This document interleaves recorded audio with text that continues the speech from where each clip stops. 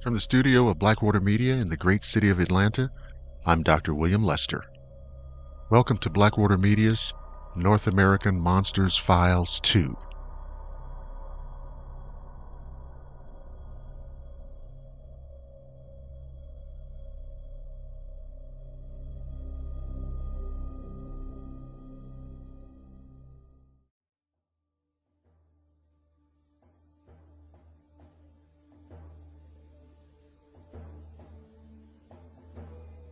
Even before Europeans arrived in the Americas, the stories of Pukwudgies were already old.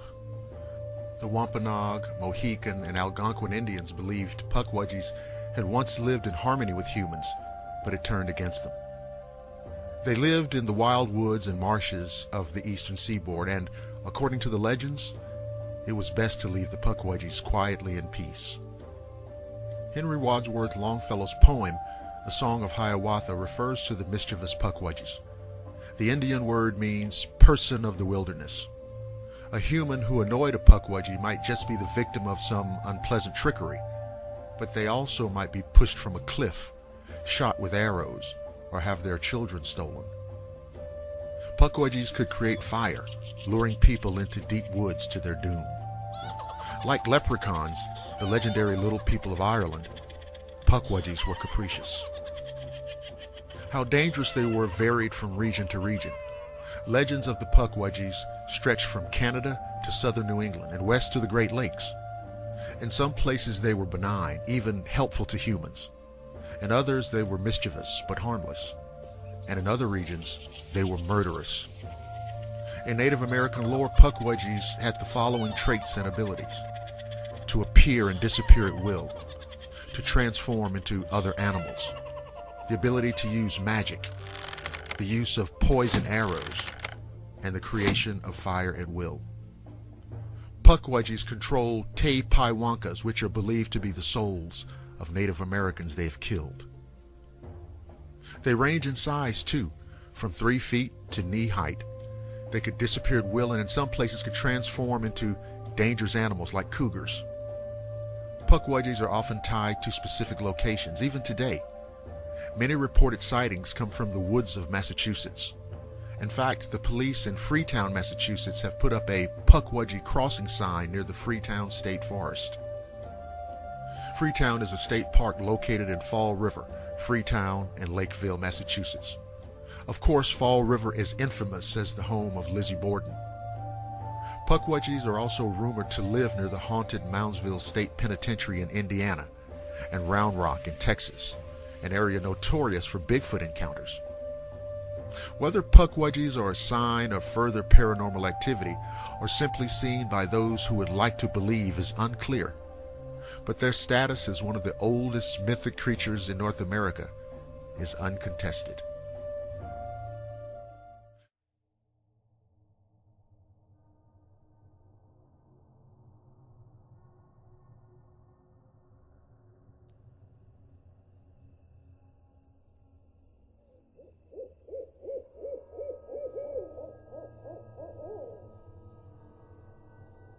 Cryptozoology is filled with tales of strange creatures.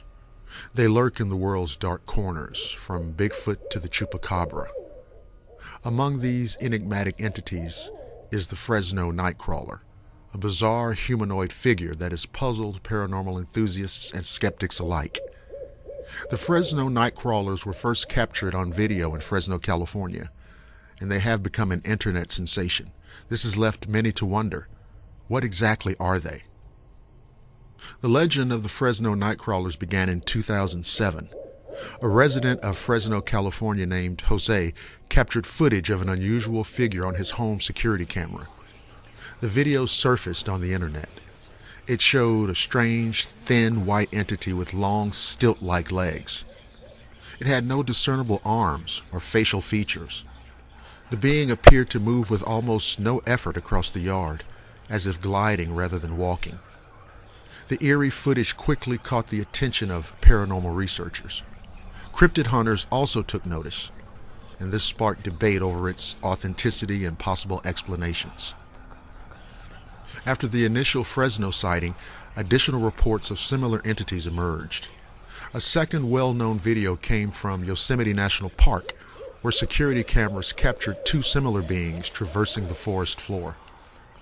Unlike the solitary nightcrawler in the original footage, this recording showed two of the entities. One was significantly smaller than the other.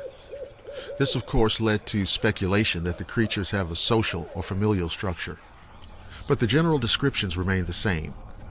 Being around 3 to 4 feet tall, humanoid in shape but with disproportionately long, thin legs, lacking discernible arms, heads, or facial features, and moving in a smooth, gliding manner, almost as if floating.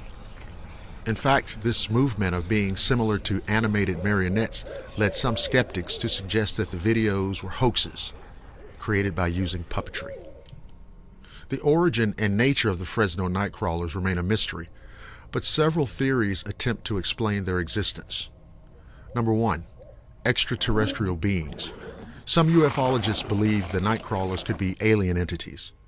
They cite the creatures' unusual body proportions as evidence. They also mention the fluid movement of the Nightcrawlers as proof of an unworldly origin. Number 2, spiritual or interdimensional entities. Certain paranormal researchers theorize that the creatures might be spirits. They might also be interdimensional beings briefly manifesting in our reality. Number 3, a Native American folklore connection. Some claim that the Nightcrawlers bear resemblance to figures found in Native American petroglyphs. This resemblance suggests that they've been present in the region for centuries. And number 4, the inevitable hoaxes and misidentifications. Skeptics argue that the videos are elaborate pranks involving puppets, CGI, or people in costumes. Others suggest that the creatures are misidentified animals, such as birds with elongated legs captured at an unusual angle. I find that particularly absurd. The Fresno Nightcrawlers have gained widespread popularity in internet culture, appearing in documentaries, television shows, and YouTube analyses. They have been featured on programs such as Fact or Faked, Paranormal Files, and Monsters and Mysteries in America. Their unique and eerie design has inspired artwork, merchandise, and even plush toys. Despite the debate surrounding their authenticity, the Fresno Nightcrawlers remain one of the most fascinating cryptid mysteries of modern times. Whether real, misidentified, or an elaborate hoax, they continue to capture the imagination of paranormal enthusiasts worldwide. The mystery of the Fresno Nightcrawlers endures, with no definitive explanation yet proven. Skeptics may dismiss them as nothing more than a cleverly executed hoax. However, believers argue that their movements and recurring appearances suggest something more enigmatic. The Fresno Nightcrawlers remain an enduring part of cryptid lore. They continue to provoke questions about what else is lurking just beyond the reach of our cameras.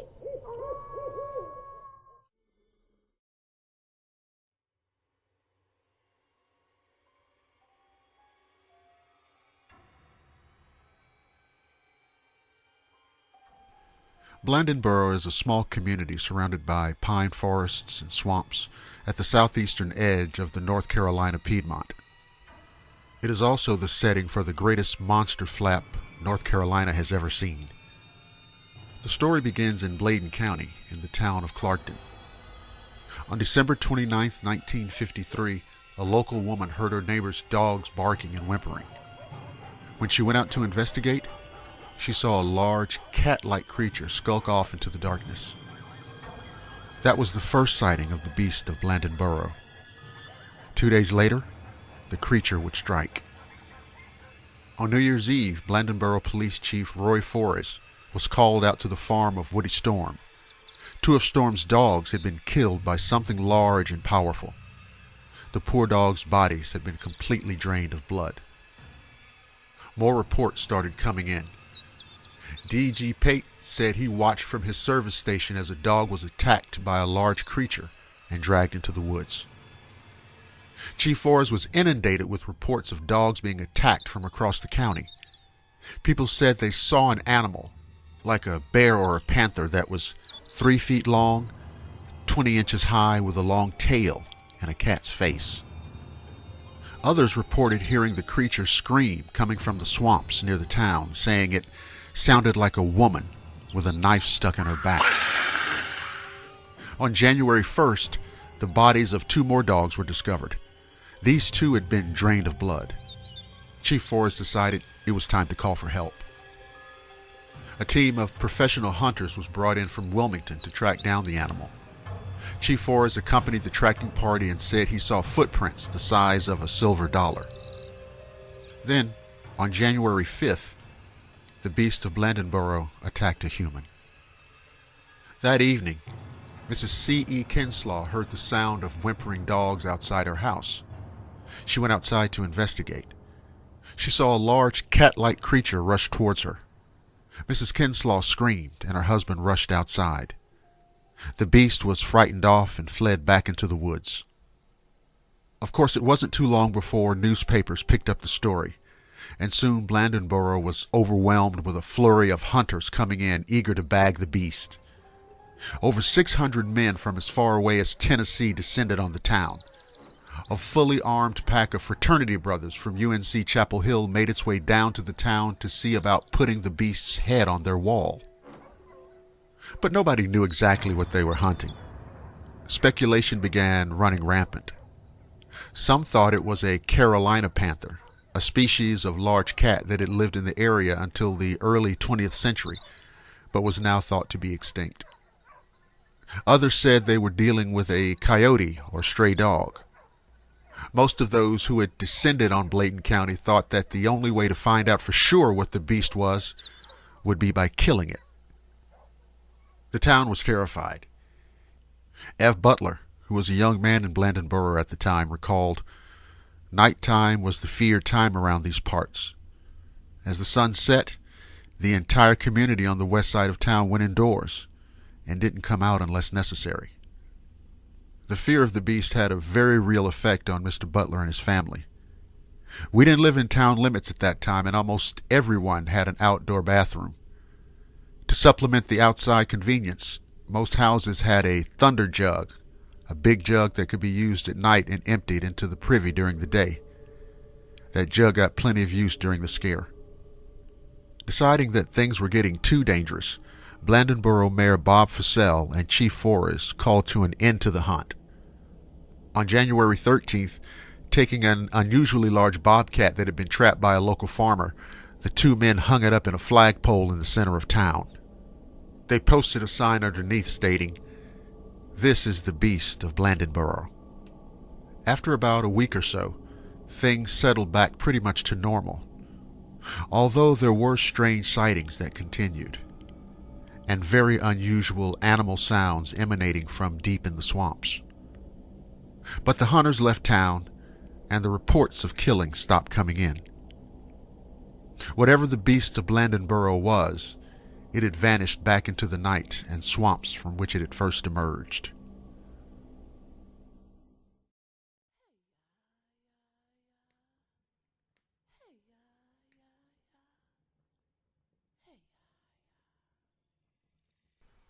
The evil Piasaw was described in Native American lore as a monstrous creature that had a wingspan of more than 50 feet. It was so strong that it would carry off a live buffalo in its enormous talons. Part bird, part reptile, part fish, this terror of the sky struck fear in the hearts of even the bravest Illini warriors, especially after it developed a taste for human flesh. The name Piasaw was derived from the Algonquin Illiniwek language and means a bird that devours men. The Illiniwek were a group of 12 or 13 Native American tribes that inhabited the Mississippi River Valley, stretching from Lake Micago through Iowa, Illinois, Missouri, and Arkansas. Of the original dozen tribes, only 5 still survive: the Cahokia, the Kaskakia, the Michigamia, the Peoria, and the Tamaroa. It is estimated that around 10,000 Illiniwek tribal members lived along the great rivers before European contact in the 17th century decimated the population. The Piasaw had the face of an angry, bearded man with a mouth full of sharp teeth. It had a scaly body, deer antlers, bat-like wings, and 4 legs. Its tail was like a scorpion's and ended with the flukes of a fish. Legend has it that before people lived along the banks of the Mississippi, the Piasa preyed upon buffalo, carrying them up to his cave high in the cliffs that lined the river. But soon after the Illini arrived, the Piasa grabbed a member of the tribe. From then on, the creature only hunted humans. The Piasa preyed upon the Illini tribe, snatching people up until whole villages lay empty. Many warriors tried for years to destroy the creature, but it could not be killed. Then a vision came to the tribe's leader, Chief Awatoga. He would act as bait, luring the Piasa to him, while several warriors hid nearby with poison-tipped arrows. When the great creature picked up Awatoga, his warriors shot it full of arrows. To celebrate the event, the Illini, for whom the state of Illinois is named, painted a pictograph of the Piasa high up on the rocky bluffs near the Mississippi River. Father Jacques Marquette, a famous missionary, was the first white man to explore the Mississippi River. He first told of his discovery of the Piasa pictograph, upon which the boldest Indians dared not long rest their eyes, in 1673. In his story from 1836, the most famous story of the Piasa, Professor John Russell claimed to have discovered the cave where the menacing beast took its victims. According to Russell, the floor of the cave was covered with human bones. Almost 40 years later, 2 other scholars backed Russell's story.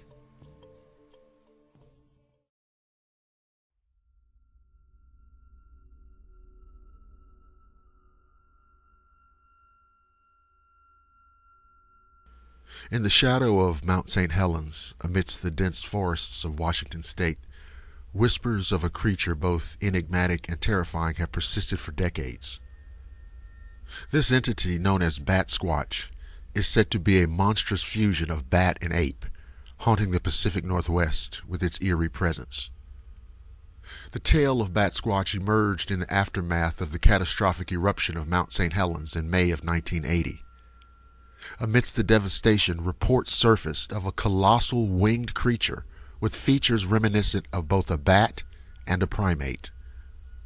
Standing and imposing 9 feet tall, with leathery wings spanning up to 50 feet, this beast was described as having bluish fur and a face combining lupine and bat-like characteristics. One of the earliest and most detailed accounts occurred in 1994. A young man named Brian Canfield was driving through Washington's Pierce County at night when his truck abruptly stalled. As he sat stranded, a massive creature descended onto the road before him. Canfield described it as a humanoid figure with bat-like wings and intense glowing eyes. After a brief, tense standoff, the creature ascended back into the sky, and Canfield's truck inexplicably restarted. In 2009, hikers near Mount Shasta in California reported seeing a similar flying humanoid. They described it as a stocky figure with leathery wings and a bat-like face, adding another layer to the Bat Squatch legend. The Bat Squatch legend has spurred various theories attempting to explain its origins. Some cryptozoologists suggest it could be a previously undiscovered species adapted to the dense forests and volcanic regions of the Pacific Northwest. Others propose a more supernatural explanation, positing that the creature might be an interdimensional being capable of traversing different realms, a theory that aligns with certain Native American legends of spirit beings inhabiting the mountains. Skeptics, however, argued that the Bat Squatch sightings could be attributed to misidentifications of known animals such as large birds or bats, especially under low light conditions. The psychological impact of the Mount St. Helens eruption might have also contributed to the creation and perpetuation of such a legend, as communities sought to make sense of the unprecedented natural disaster. Despite the scarcity of sightings, Bat Squatch has cemented its place in Pacific Northwest folklore. It has been referenced in various media, including local news articles and podcasts, and has even inspired a craft beer named after the creature, reflecting its integration into regional culture. The legend of Bat Squatch continues to captivate those intrigued by the mysteries lurking within the Pacific Northwest. Whether a misidentified animal, a figment of collective imagination, or an undiscovered cryptid, Bat Squatch embodies the enduring allure of the unknown, reminding us of the uncharted territories that still exist within our world and our minds.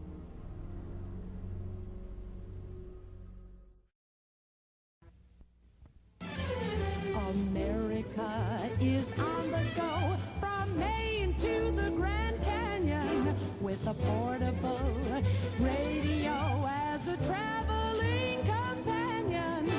America is on the go, Detroit to San Diego with a portable radio, a toteable, packable, portable radio.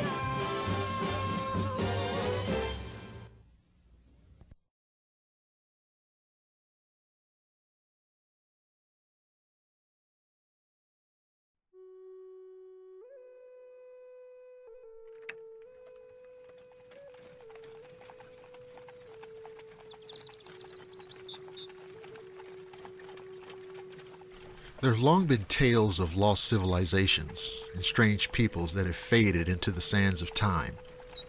Such enigmatic races lurk in the tales and history of nearly every major culture, and they span the range of the supernatural to pure myth to the possibly real. One tale of a mysterious lost race comes to us from the Appalachian Mountains of the United States, and it tells of a strange race of albino, sun-fearing beings who supposedly roamed this land long before even the natives arrived. In the untamed wilderness along the southern Appalachian Mountains of the United States, the native Cherokee people have long told of a strange race of beings they called the Moon-Eyed People. This mysterious tribe was supposedly smaller than average humans, almost dwarfish in nature, very pale skin like pure white alabaster, with shocking white hair, generous beards and body hair, and inhumanly blue eyes, sensitive to light to the point that they were said to be unable to see in the daytime, hence their name. These moon-eyed people were purportedly completely nocturnal, hiding in the dark caves and underground caverns during the day, only to come out at night when the sun had retreated. And indeed, sunlight was said to be enough to kill them if they ever got caught out in the open during daylight hours. These strange, diminutive nocturnal denizens of the land were said to have been here long before the first native peoples had settled the area, and according to most legends, they were eventually expelled by local natives, although what form this expulsion takes varies from tradition to tradition. In some tales, it was the Creek people from the south who cast them out, or in others, it is the Cherokees themselves who waged a relentless campaign and full-out war against these pale-skinned creatures to drive them to other lands. The American botanist, naturalist, and physician Benjamin Smith Barton wrote of these people and their downfall back in 1797 in his book, New Views of the Origin of the Tribes and Nations of America. He said, "The Cherokee tell us that when they first arrived in the country which they inhabit, they found it possessed by certain moon-eyed people who could not see in the daytime. These wretches they expelled." Whatever happened to this enigmatic race, their legacy has supposedly remained behind in the ancient rock structures and mysterious pre-Columbian mounds and ruins that dot the landscape along the Appalachians from North Carolina all the way down through Georgia and Alabama, all said to have been created by the Moon-Eyed People. Perhaps the most famous of these is an 850-foot-long stone wall dated to 400 to 500 CE, which meanders through Fort Mountain State Park, just over the North Carolina border in Georgia, and is said to be a vestige of the bloody war between the mysterious Moon-Eyed People and the native Cherokee. There are countless other crude rock structures, walls, mounds, and forts scattered all along the Appalachians, as well as anomalous carvings, figurines, and a soapstone carving of conjoined figures, now on display at the Cherokee County Historical Museum, said to be of these strange people. And no one really knows who made any of them, except for the Cherokee themselves, who say it was the work of the Moon-Eyed People. Whoever built such structures has long remained a mystery, and when Europeans first came to the region, the natives, who were not known for making such fort-like structures themselves, claimed that they had always been there, saying that they were constructions of the Moon-Eyed People. Interestingly, while Cherokee folklore has many tales of supernatural beings and various spirits, the Moon-Eyed People are never spoken of in such a manner, rather being described matter-of-factly as physically another race inhabiting the same lands. Of course, with such an oddity as a cryptic tribe of bizarre dwarf subterranean albino people, almost like vampires in their intolerance for sunlight, and who predated the native people and constructed their mysterious mounds and forts, there is bound to be theorizing as to who or what they may have been. One of the most popular ideas is that they are evidence of native contact with European explorers who had made it to the New World long before history says they did, possibly connected to the legend of the Welsh-speaking Indians.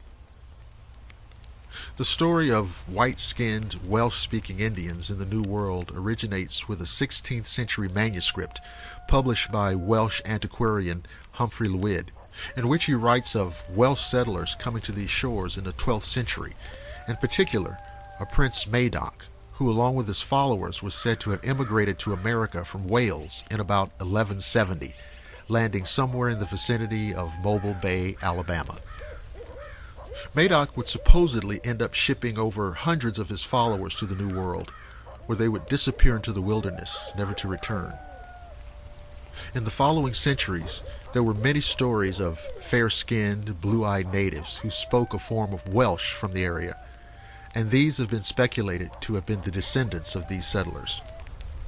Indeed, there are many tales of blue-eyed Indians from the so-called New World, and perhaps this all has some part to play in the mystery of the Moon-Eyed People. Another idea put forth by Benjamin Smith Barton is that they were out-of-place descendants of members of the Guna people of Panama, who have such an uncommonly high rate of albinoism that they were once referred to as the White Indians, and who were reportedly able to see better at night.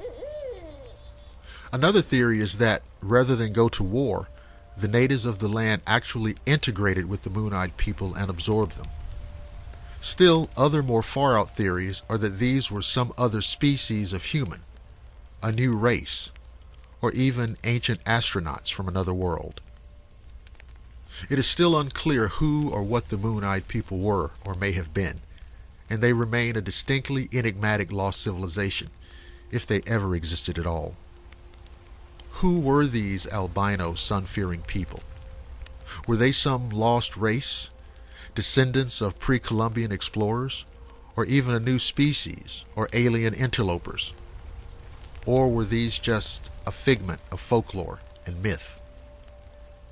The answers to such questions remain obscure, but the tales of the Moon-Eyed People have persisted for over 1,000 years, and the idea that such a race of lost humanoids has been lost to history, and it captures the imagination.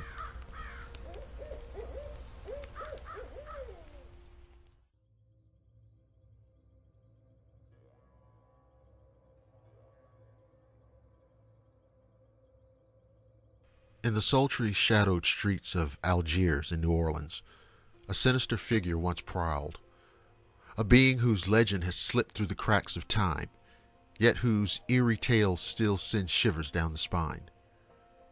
This is the story of the Devil Man of Algiers, a spectral menace that haunted the 1930s, leaving a community in fear and wonder. It was September 1938 when whispers of the Devil Man began to circulate. Witnesses described the otherworldly figure: long black horns, eyes reminiscent of a chicken's, and ears as bright and wide as sunflower petals. This entity possessed the uncanny ability to vanish at will or transform into a baboon, tormenting unsuspecting women and wreaking havoc in homes and taverns. He introduced himself with a chilling moniker, the Devil Man. One of the earliest recorded encounters involved a couple returning home from an evening out. A stranger flagged them down, requesting a ride. The wife, unsettled by his appearance, urged her husband to decline. As they continued their journey, they encountered the same man multiple times, each instance more unnerving than the last. In a final terrifying moment, the stranger revealed his true form, morphing into a horned demon before their eyes. The couple sped away, leaving the sinister figure behind in the Louisiana darkness. As news of the Devil Man spread, Algiers was gripped by panic.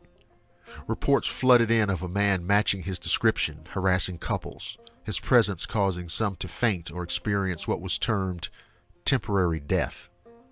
He was said to have horns, pink star-shaped ears, and cartoonish eyes. The police, inundated with reports, took the matter seriously. Officers fired at the apparition, only to have their bullets returned by his hairy spectral hands. The chaos escalated to such an extent that Sergeant Holm of the Algiers police announced that anyone claiming to have seen the Devil Man would be arrested, hoping to quell the hysteria. Amid the turmoil, authorities arrested a wild-eyed man named Clark Carlton.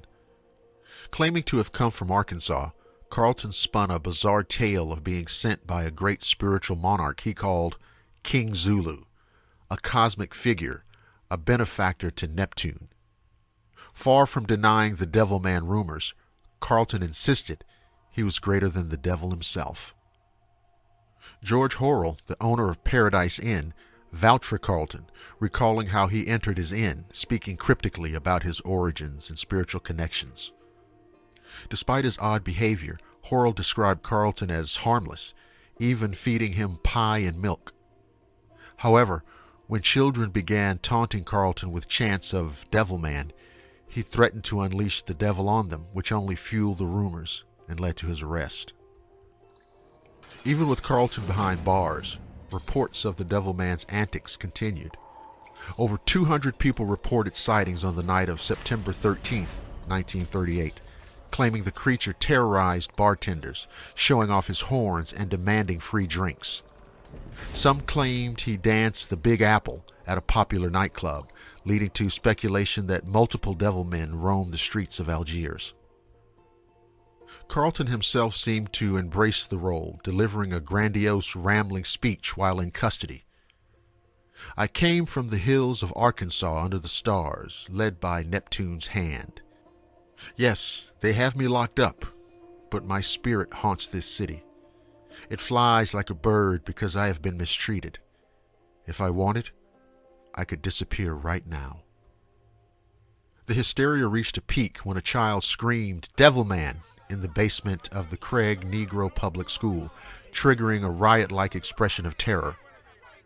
Students fled the building, teachers barricaded doors, and frantic parents rushed to the scene. The fear of the Devil Man gripped the community, with religious leaders divided, some preaching caution, others compassion. In a final twist, rumors spread of a devil baby born with horns in one of the city's segregated African-American neighborhoods, pushing the city into full-blown hysteria. But just as quickly as it had begun, the Devil Man's reign of terror ended. The strange sighting ceased, and the legend faded, leaving only echoes of fear, confusion, and the mystery of what the Devil Man indeed was. Today, the tale of the Devil Man of Algiers is a forgotten chapter in New Orleans' rich tapestry of folklore. Yet it serves as a haunting reminder of how fear can grip a community, turning whispers into widespread panic. Whether the Devil Man was a supernatural entity, a man exploiting local superstitions, or a manifestation of collective anxiety, his story remains a chilling footnote in the annals of paranormal history.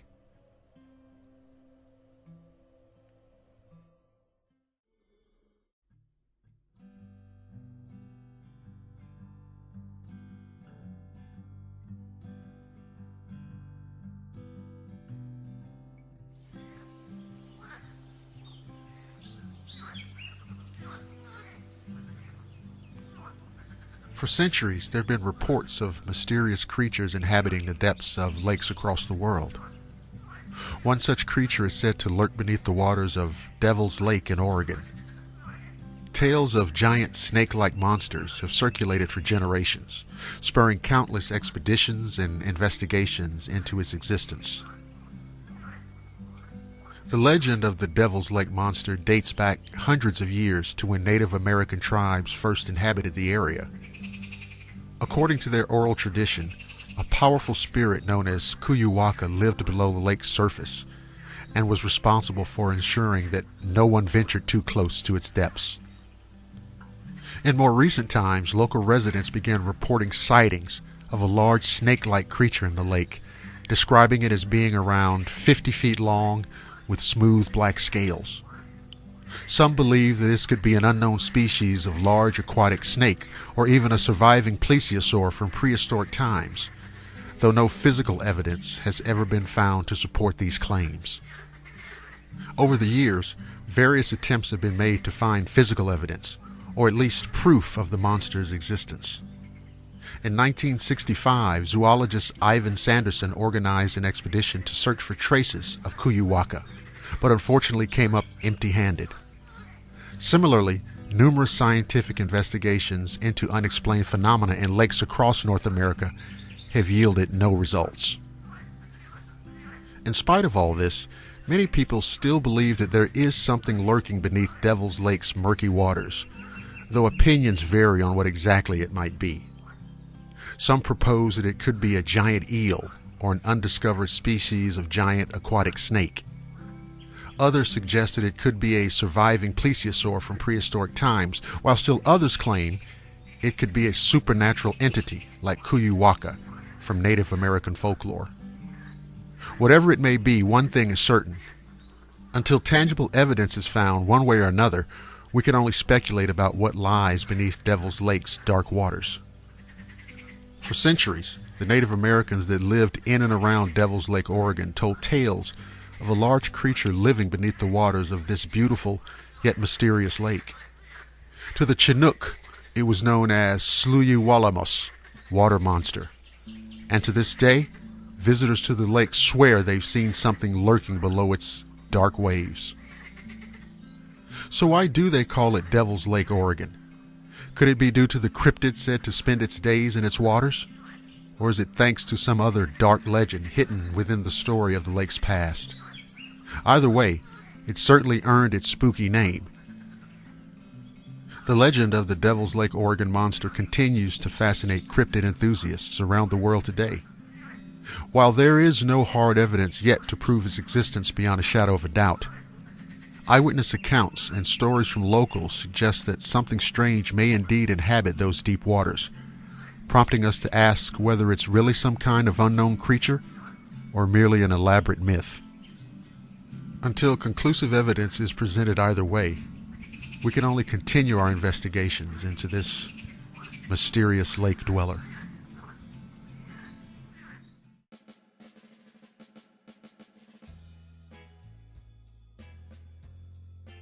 You're listening to the Blackwater Media Radio Network, the finest in digital audio entertainment. This is Blackwater Media coming to you from the great city of Atlanta.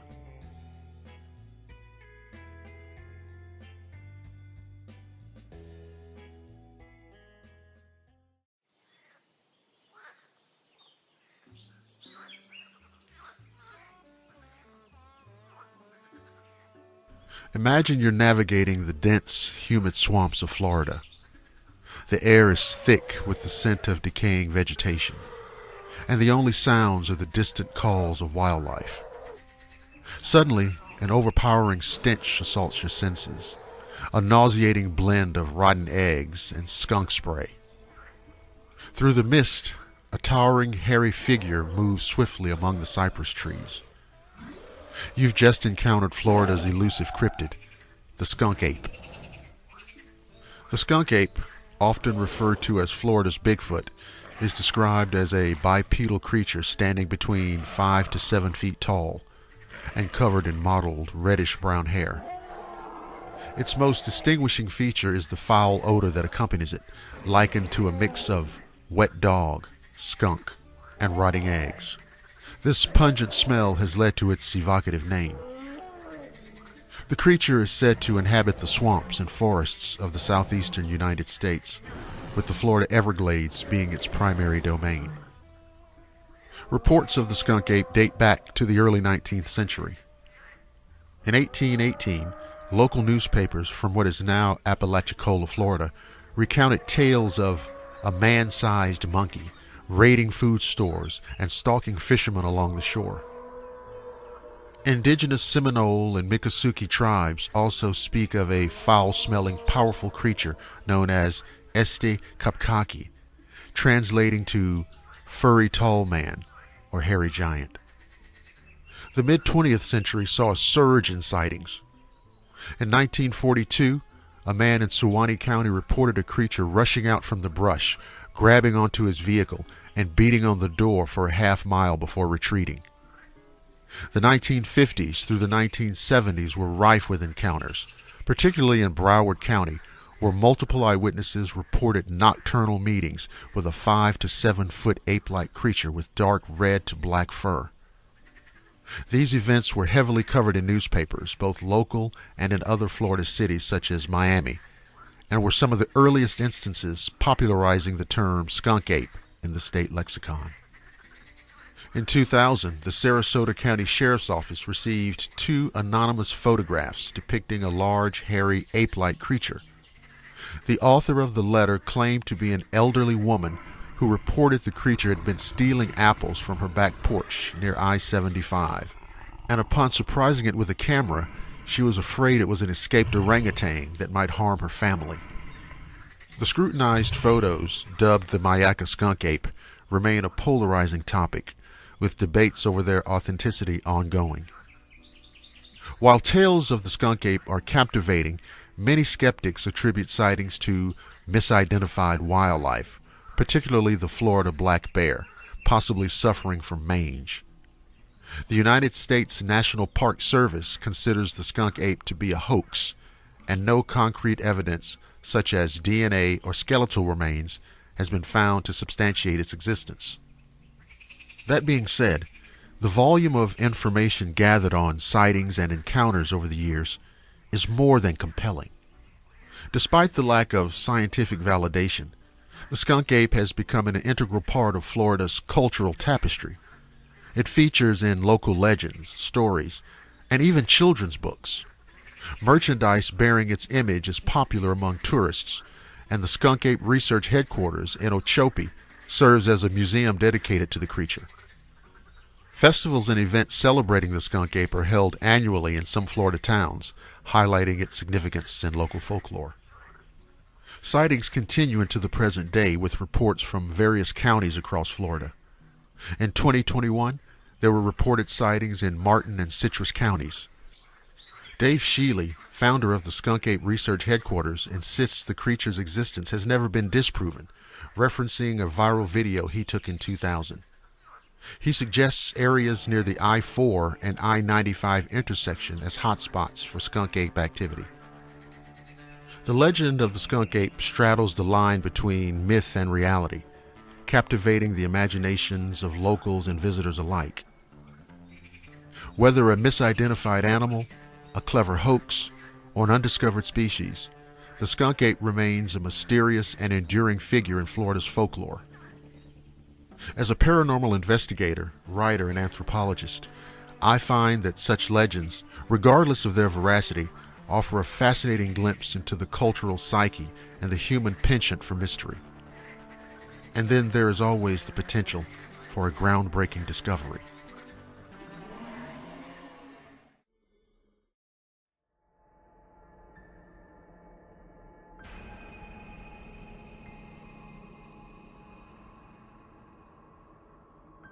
In the heart of North Carolina's high country lies the tranquil town of Valle Crucis, a name derived from the Latin Valley of the Cross, referencing the convergence of 2 streams that intersect at right angles in the valley center.